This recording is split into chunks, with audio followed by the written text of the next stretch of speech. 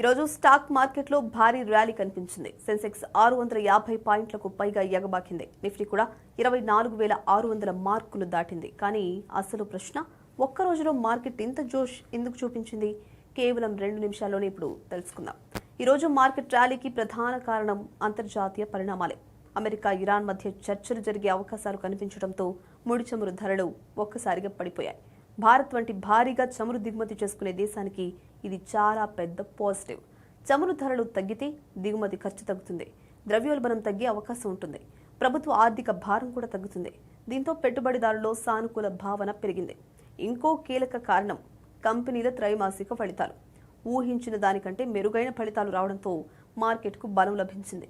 ముఖ్యంగా banking, finance, FMCG, IT వంటి రంగాల్లో కొనుగోళ్లు పెరిగాయి. అదే సమయంలో విదేశీ పెట్టుబడిదారులు కూడా మళ్లీ భారత మార్కెట్ వైపు మొగ్గు చూపుతున్నారు.